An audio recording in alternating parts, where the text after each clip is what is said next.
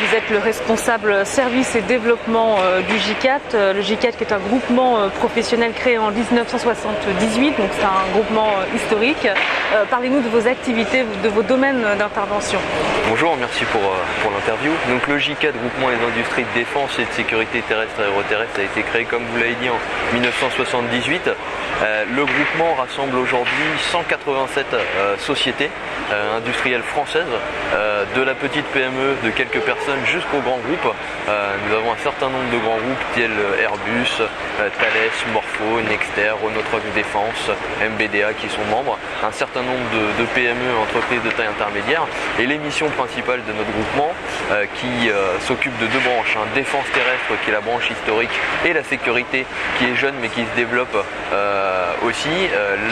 Les missions principales sont la communication d'influence, partenariat avec l'ensemble des institutions françaises et étrangères, notre présence aussi ici, le soutien export de nos entreprises adhérentes et la mise à disposition d'un certain nombre de services pour qu'ils puissent avoir accès à de l'information, la mise en réseau et bien évidemment indirectement développer leurs affaires. Alors le GICAT est partenaire du Shield Africa, vous avez un rôle donc, de facilitateur, on peut dire des choses comme ça. Quel est l'intérêt pour le GICAT justement d'accompagner le Shield Africa et quelle appréciation faites-vous de ce salon qui est inédit en Afrique francophone puisque c'est le premier salon en matière de défense, de sécurité intérieure sur le continent? Tout à fait. Alors déjà nous nous félicitons d'avoir participé pour la troisième édition de ce salon et pour la deuxième fois à Shield Africa. Nous l'avons fait et j'ai oublié de le mentionner dans la première partie en partenariat avec notre filiale le COGES qui organise Eurosatori, premier salon de défense et de sécurité dans le monde. Voilà, qui est spécialiste, tout à fait. Tout à fait. On va reparler tout à l'heure. Voilà. Et donc nous avons organisé avec le COGES la présence d'un certain nombre de sociétés françaises ici présentes sur le salon. Nous pouvons en citer quelques-unes comme SemaWorld, Altetex, Nobel Sport, Cofeli, Neo, Thales qui a un très beau stand sur le salon, Nexter aussi qui est dehors avec le Titus et puis bien d'autres sociétés. Nous sommes très heureux d'être présents sur Shield Africa. Pour une troisième édition, nous trouvons que le salon se développe bien, il y a une progression. La notoriété. Vous êtes là depuis le début et tout à fait. Aujourd'hui on en est à la troisième édition, donc c'est une appréciation plutôt positive. Tout à fait, puis la notoriété de ce salon en Afrique n'est plus à faire, semble-t-il, notamment par la qualité des délégations officielles qui sont venues, par la quantité, par les B2B organisés avec ces délégations, le visitorat que nous avons pu avoir, notamment le premier jour, lorsque le ministre de la Défense gabonais a ouvert le salon. Il y a quand même eu un certain nombre de visiteurs et de délégations qui l'ont accompagné, d'Afrique mais aussi d'autres continents il me semble, donc c'était plutôt positif.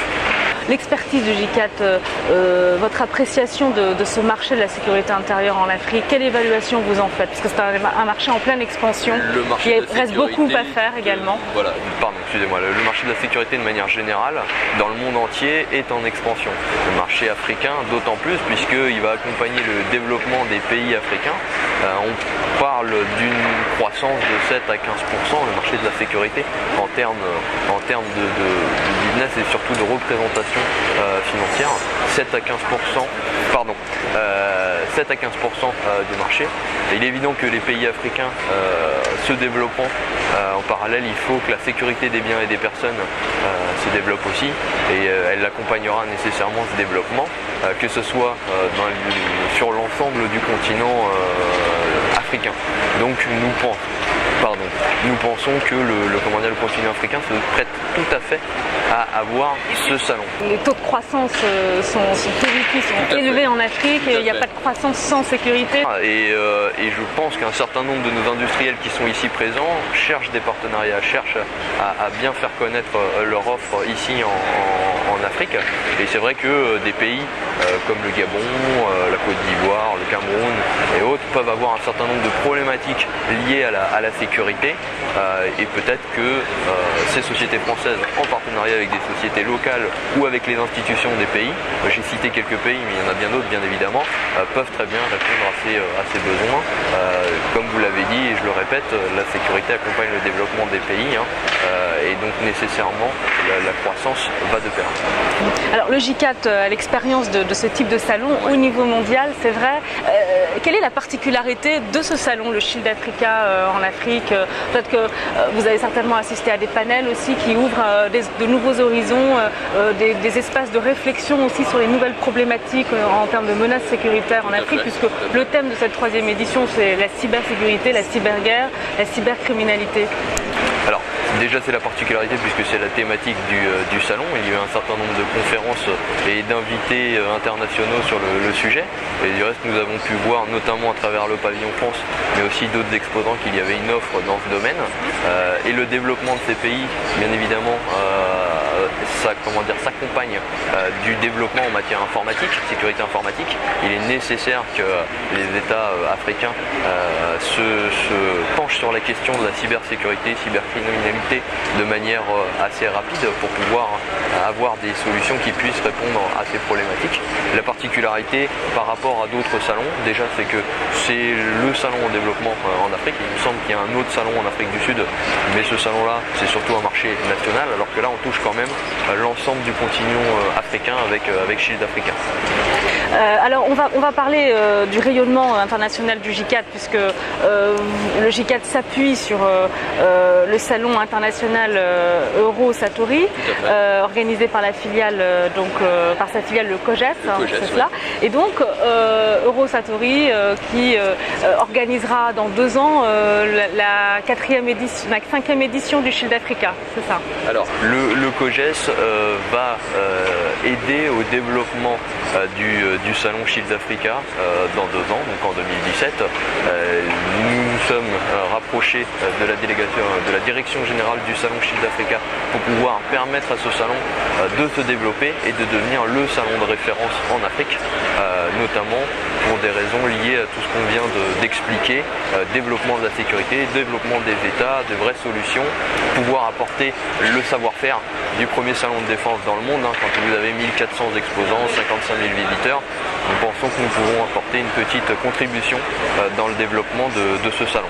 Voilà. Et les perspectives Les perspectives. Je ne vais pas me permettre de parler à la place de notre filiale, bien évidemment, puisque là, le salon n'est pas encore terminé. Il faudra faire un certain nombre de réunions pour pouvoir axer déjà les thématiques éventuelles de la prochaine édition.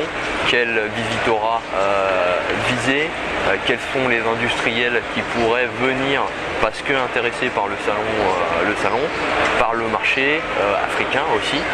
L'idée n'est peut-être pas de faire venir tout et n'importe qui, mais vraiment de pouvoir matcher les besoins des institutionnels des pays africains et les offres, les solutions techno des sociétés qui peuvent y répondre.